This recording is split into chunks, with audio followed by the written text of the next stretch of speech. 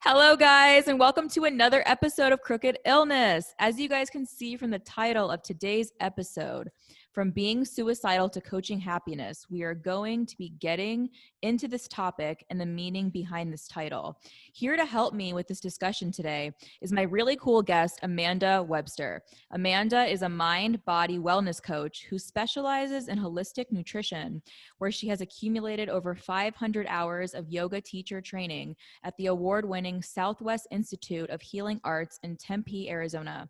She is also a fitness instructor for Fitness Beyond Borders, a spokesmodel and fitness coach for the Abs Company, and she has been published in Cosmopolitan and Women's Health. Amanda has 2 decades of personal experience with mental health, addiction, and suicidal tendencies.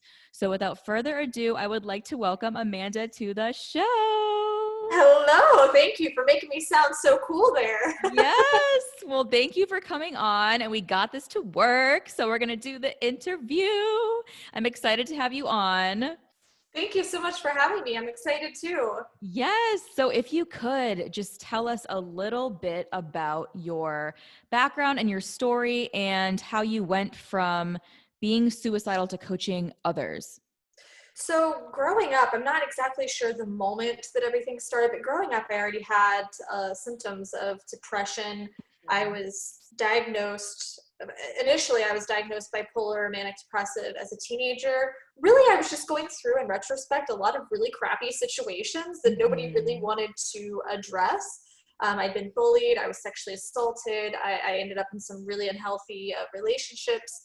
And at that point, like, I started to accumulate more and more kind of bad coping mechanisms just to get through.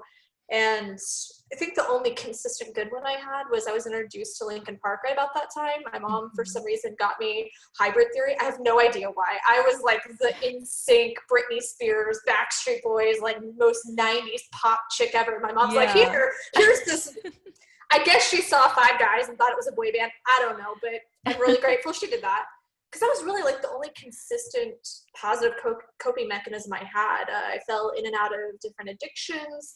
I self-harmed pretty frequently over the course of about a decade and a half. And that really all kind of accumulated back in 2018. I just could not take it anymore. It was about a little over a year after the lead singer of Linkin Park committed suicide. I've been spiraling in and out of addiction, spiraling in and out of self-harm. I just could not cope with my life anymore, and I couldn't seem to find any level of even comfort, let alone happiness. Happiness was not even on my radar. I was like, just please make the pain stop. I just can't deal with the pain. And I ended up on a hotel ledge in Quebec, Canada, ready to jump and end my life. I just absolutely could not cope with my, it wasn't even that my situation was particularly bad. I did have some really intense things going on. It was just, I had no skills to not only cope with my life, but really get through the trauma that I'd been through. I went to the therapist, I'd taken the medication, that didn't work. I'd done the yoga, I'd read the books, that didn't work. It seemed like nothing was really helping me move forward. And I just remember standing there looking down thinking, I hope this doesn't hurt because I don't want to hurt anymore. Wow. Yeah, no, I remember when you told me that story, and you told me when you were up there, you heard a song that was playing. Can you talk about that? That was when you told me the story, and I remember you were talking about that part, and I thought that was really powerful, the way that you described that. So it was crazy because, as I had just said, the one consistent, like, positive coping mechanism I had was Linkin Park.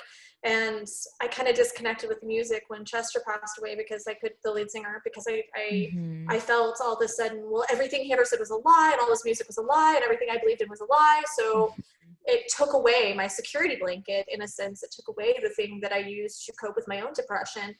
And standing up there, just feeling completely done, completely hopeless, completely empty, just outside my hotel room door, Breaking the Habit by Linkin Park turned on at that exact second. Wow.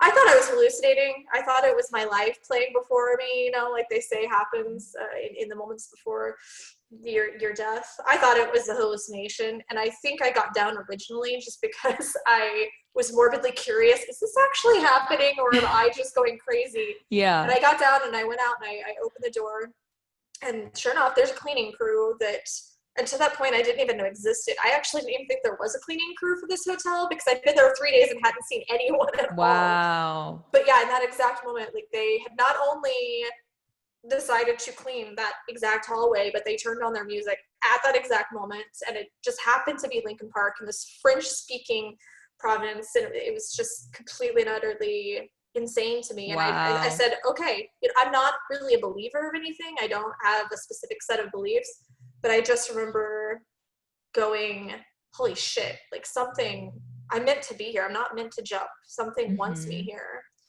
And like that was my moment. I fell apart. I just fell apart on the floor. Mm-hmm. Like I didn't know what I was going to do or how I was going to do it, but Yeah. I think that was actually what I needed, though, was to Yeah. just fall apart, because I'd never really truly given myself the opportunity to grieve or Mm-hmm. to process the things that had happened to me. I'd cried before, don't get me wrong, but I don't think people understand there's a difference between crying because you're really just desperate and Mm-hmm. crying to just get through the feelings and process. There's a Mm-hmm. huge difference there. Yeah. No, 100%. And I feel like that when you told me that song started playing, because I'm kind of the same way. Like I don't have a specific set of beliefs, but I've had situations like that happen as well. And I feel like that is such a sign that I believe that you are here for something. You're here for a reason. You have something that you needed to stay here to do. And the work that you're doing, that, the way that you dealt with your situation, processed that, and really took your experiences and you are using that to help other people, is that's why I was drawn to you. And I really wanted to connect with you and talk about that. So can you kind of get into, how did you transition from that day where you were in the hotel room crying, dealing with that, processing that, and then to becoming this coach and helping people with your course, the happiness boost? How did that happen? Well, the initial part obviously was my journey, my transition out of that. Like Mm-hmm. you said, it was hard because I was there because I felt like I'd done everything. I felt like, I'd done everything everyone told me, everything I could think of to get out of that mindset, and still wound up on that ledge. So my first course of action, I suppose, was really figuring out, what am I doing wrong? Like, what is the missing piece here in this process? Because there's a lot of people, that struggle with anxiety, depression, stress. My official diagnosis as an adult was borderline personality disorder, BPD. Mm-hmm. And it really came down to, number one, I had to develop the skills to cope with this disorder, to cope with the symptoms of it, to cope with the things that came about on a day-to-day basis, to cope with emotional regulation, to cope with Mm-hmm. how I dealt with stress. But really, I realized that the underlying problem was I really wasn't giving my body and mind a fair chance. Like, I Mm-hmm. wasn't doing what I needed to do in my life to have, like, that was conducive to mental health. So as Mm-hmm. I wasn't, I went through phases. So it's like, Mm-hmm. for a couple weeks, I'd be like, okay, I'm going to eat super healthy. I'm going to eat gluten-free, vegan, grass-fed, what the hell ever, Yeah. like, organic, blah, blah, blah. So I'd go through a couple weeks of that, and I'd be like, well, that didn't work. And that didn't fix me, quote unquote. So now I'm Mm-hmm. going to go through this yoga phase for a couple weeks. And that had been my life for years, where it's just like, Mm-hmm. okay, I'm going to try one thing, it's not going to work. So ditch that, try something else. And what I realized was, there's no like happy pill. There's not one thing that you're going to do that's going to, quote unquote, fix you. First and foremost, you're not broken. Like, there's Mm-hmm. nothing that needs to be fixed. You just have to learn, how to best serve yourself, and the skills that you need to cope with whatever might be, whatever your struggles might be. So for me, it was establishing that foundation, reestablishing that foundation of, like, the nutrition aspect, because as much as people don't want to admit that, that's huge in mental health. Mm-hmm. Because if you're Mm-hmm. eating constant, like, sugar and just junk food, and you're not giving your brain the nutrients, if you're not feeding your vagus nerve, if you're not having that connection between your digestive system and your brain, then of course you're going to have stress and anxiety and depression. That's science. It's just how it works. And the interesting thing is I had majored as a mind body wellness practitioner. I majored in holistic nutrition as a holistic nutritionist, and somehow there was just a disconnect there, because I was like, oh well, this macaroni and cheese is gluten-free and vegan, or this cupcake is organic, or whatever, so I had the disconnect of, well, I'm not really giving my body a fair chance. I'm not giving my mind a fair chance. I'm not giving myself what I need to really have the brain function, to have optimal brain function. So that was kind of the first step. And then adding the other components, like the physical aspect, because that does, flood your body with all these feel-good hormones that can really be conducive to optimal mental health. But then there's all these other aspects that nobody thinks of. So there's plenty of people that eat healthy, that work out or whatever, that still struggle. And there's these other aspects that we just don't think about. Number one, my biggest and the most challenging for me was getting through the narration in my head, because I had all of these things that I had accepted as absolute truth, and they came from a million different sources. Like some came from my mom, who I love my mom. She was a great person, great mother, but there were certain things that she told me that had really got stuck in my head, and I didn't realize I'd accepted these things as absolute truth. Some of them were quotes from TV shows that I had accepted as absolute truth in my head because I repeated it enough. And that was a big component too, was getting through that. But once I started moving forward on that journey, and people started seeing, wow, like you look way different than you did 6 months ago. And it wasn't because I'd lost weight or anything. I've always been pretty thin, but I had a different aura. And people are saying, you're acting so much differently. You seem so much happier. You're like glowing. Are you pregnant? Like I have several people, are you pregnant? Like, if I am, that's news to me. But yeah, then it started becoming, well, how did you do this? How did you get through that dark place? And, I had a lot of people that would say, oh, well, you're just going to fall right back into it. Well, right now we're in the middle of a global pandemic, and I've been served enough crises during this time that if I was going to fall back into any of my old habits, this would have been probably the prime time, that I would have had every justification in the world to do so. But yeah, so it really started becoming people like constantly asking me how I was doing it. And this year I was actually decertified as having a serious mental illness, which is absolutely unheard of. That never happens. I was told by multiple mental health professionals that's not possible. That's not something that happens. But once I started coming out of that darkness and I realized that I didn't really have the symptoms anymore of having a serious mental illness. I mean, I'm always going to have heightened emotions, more so than most people, but I had a happy, functional life against all odds, against what the mental health professionals told me was possible. I realized that I was happy. And I kind of started looking at the back steps. How the hell did I do that? How the hell did I get there? And I did kind of track out, okay, this was the important components of my journey that really had the most impact on this life that I've created for myself. And that's where the happiness boost course was kind of birthed. That was my journey. This is the journey that I took from being at absolute rock bottom to living a happy and fulfilling life. Yeah, that really feels right. It feels good. And I've had, clients that have been going through it. I've had people that are going through it that are just, it's not that they're depressed per se, they're just stuck, or they just are complacent. And truthfully, sometimes that's kind of worse than being depressed, because at least depression takes some kind of passion, it takes some kind of energy. But being complacent just feels empty. You're a zombie. It's awful. And I've had some people that were going through it that was their starting place. And we all kind of have that different starting place, but we can all be in such a better place if we just put the right pieces in place.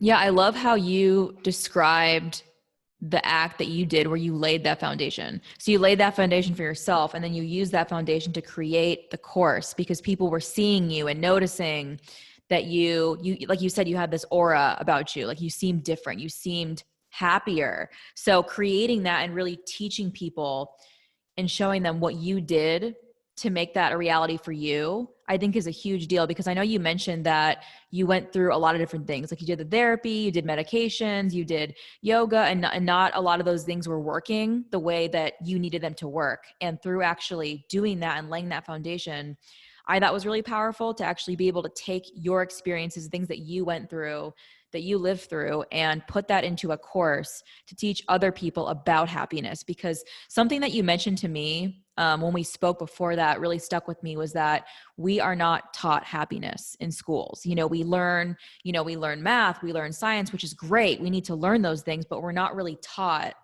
about happiness or how to go about being happy or staying happy or anything related to that. So I thought that was really interesting. So can you talk a little bit about that, how we're not taught about happiness and what that does to people when we're not taught about that, or taught, it's not really as popular as learning about the different things that we learn about in schools. So Yeah, it's interesting because, like you said, we never had a teacher for that, So yeah. what that does is that then forces us to kind of make our own definitions for happiness. And unfortunately, the definition that's kind of come about is happiness has become this destination that you get to when you're successful enough, when you have enough money, when your business is in the right place, when your kids are in the right place, when, people think that happiness is this place that you just somehow arrive to. And then once you arrive there, everything's perfect and you never have a problem ever again. Like that's the definition people have created of happiness, because it's just not something that's really discussed, not even in schools, but really anywhere. It's not something that we're exposed to unless we really go looking for things on the topic, like books or self-development or whatever. But what's really more important than our own self-development? We're taught calculus or algebra or all these dates for all these different wars. Have you ever used any of that in your life? Because I have not. I have never I know. used a single bit of that. Yeah. But I've definitely multiple times needed to know how to mentally cope with certain situations. And the even worse part about none of these things being taught or introduced or seen as important is the fact that then when people struggle to cope, or they struggle to be happy, or they struggle to find balance, then they're seen as weak. So the people that struggle with mental health, that struggle with depression, that struggle with anxiety, we're now seen as weak because nobody ever freaking taught us how to cope with life circumstances.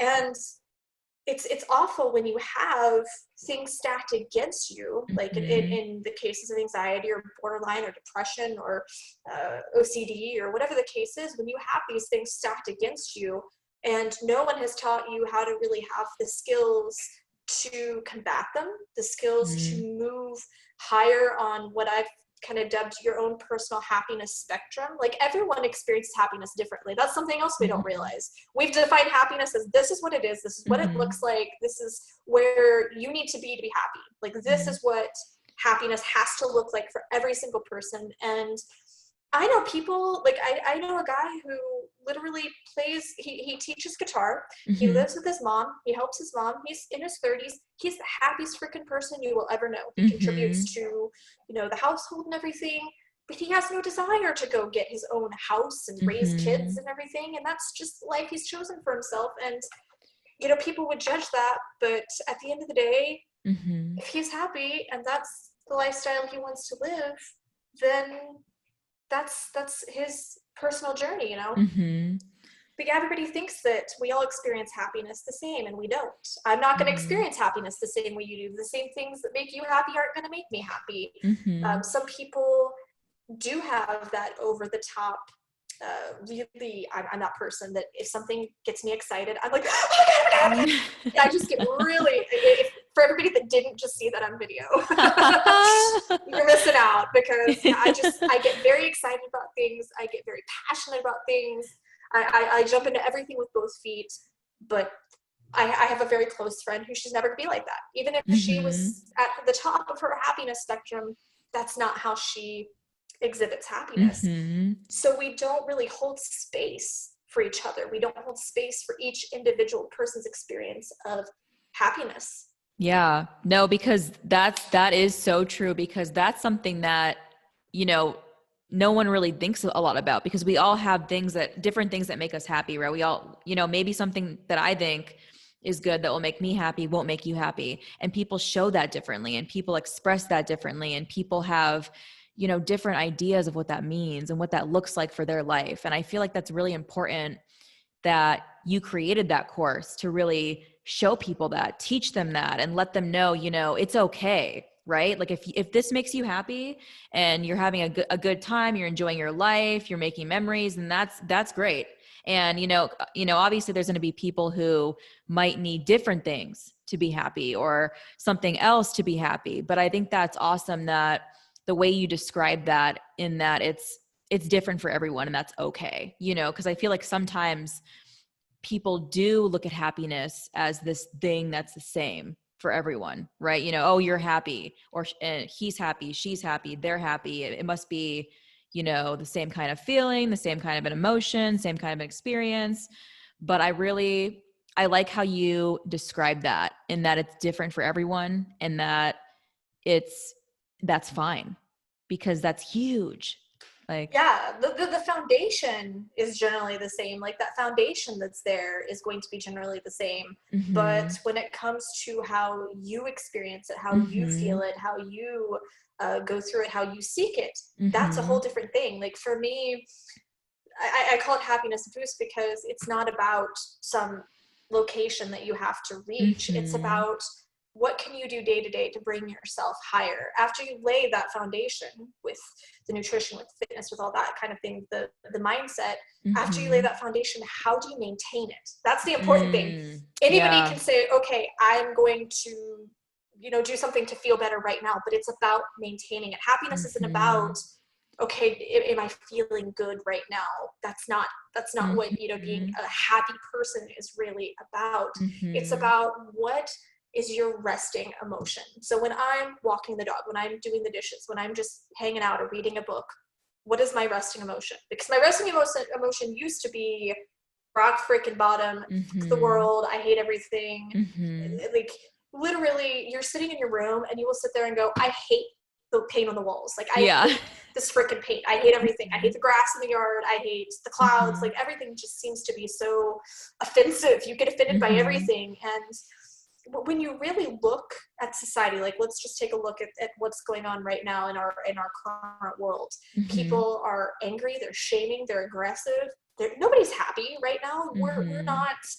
We're not looking at people and saying something's obviously going on here, that this Mm-hmm. person needs help, this person needs someone to kind of guide them through their own emotions. We're just like, oh, that person's a jerk, that person's an a-hole, that Mm-hmm. person is whatever curse word you want to throw Mm-hmm. at them, without really stopping to think there's something going on there. Like this person Mm-hmm. is that way, they're raging, they're angry, they're upset because either they're afraid, which is the most likely solution, or Mm-hmm. they're just hurting.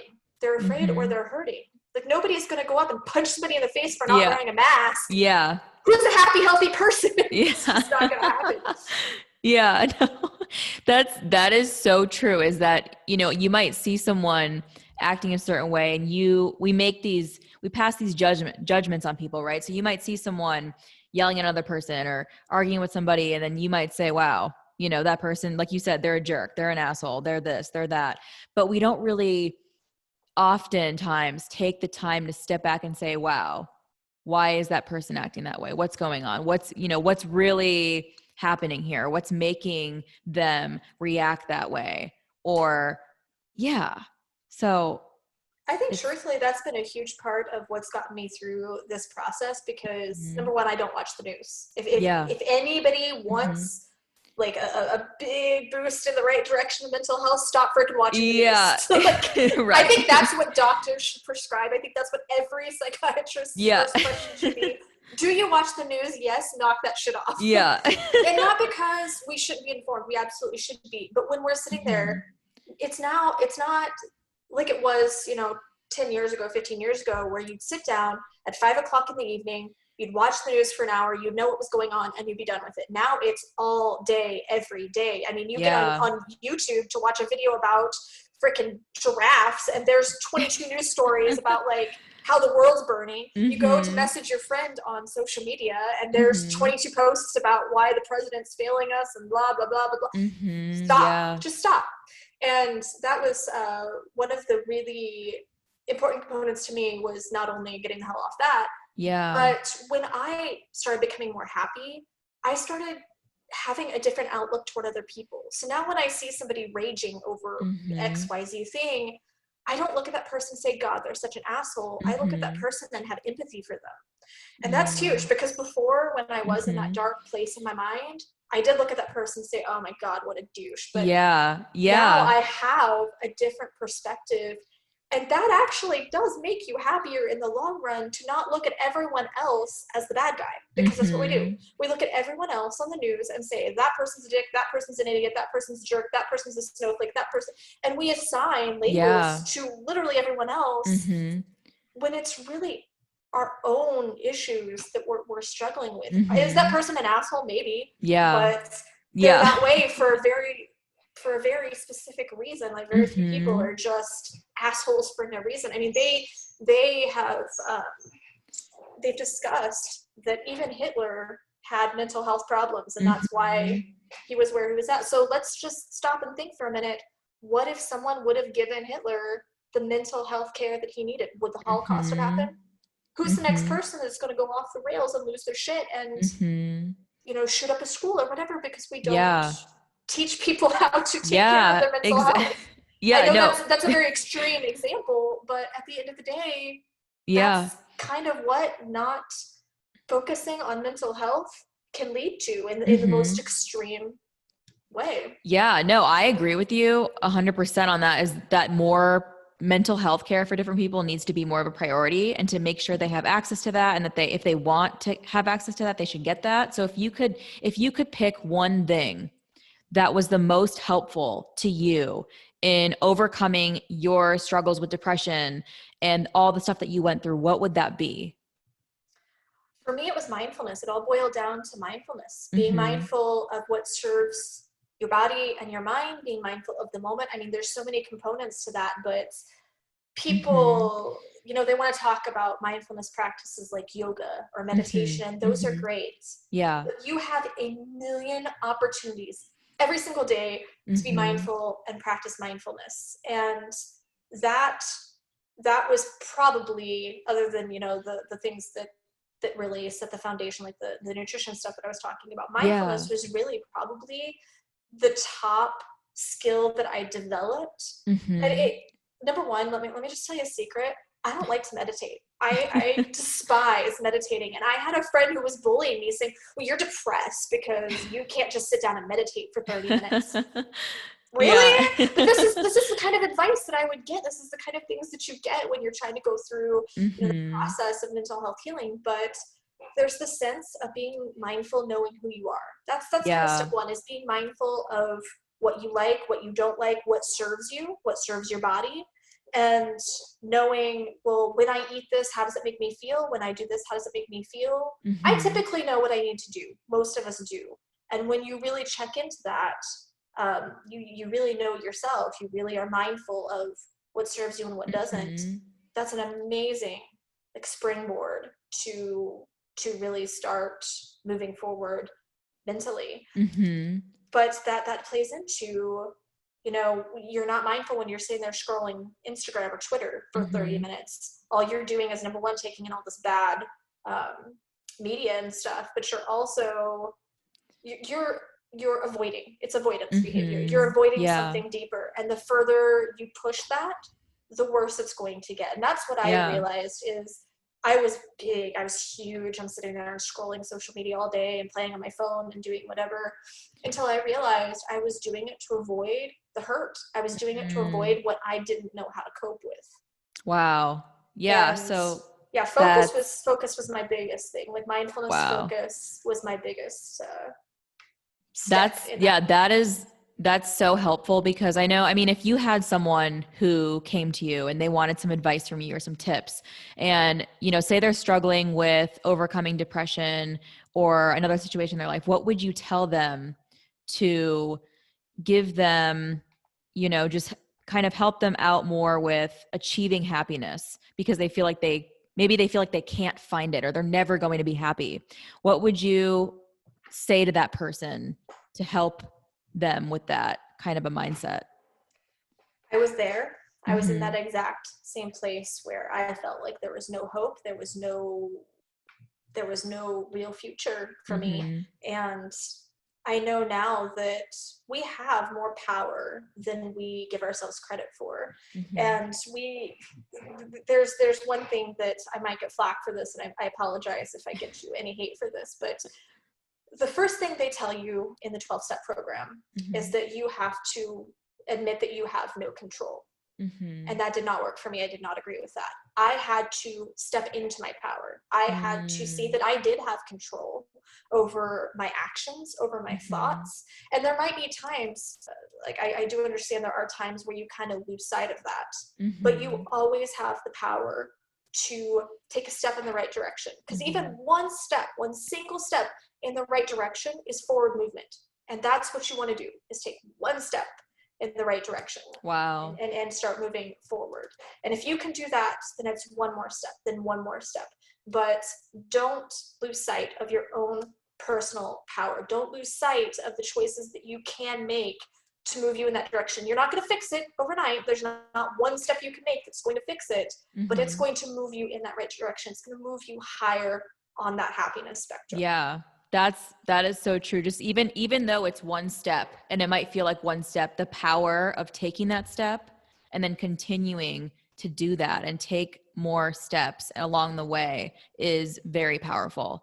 And I wanted to say thank you to you for coming on today and having this talk, having this conversation, sharing your story, sharing the work that you do, and so many of the awesome tips and things that you shared today.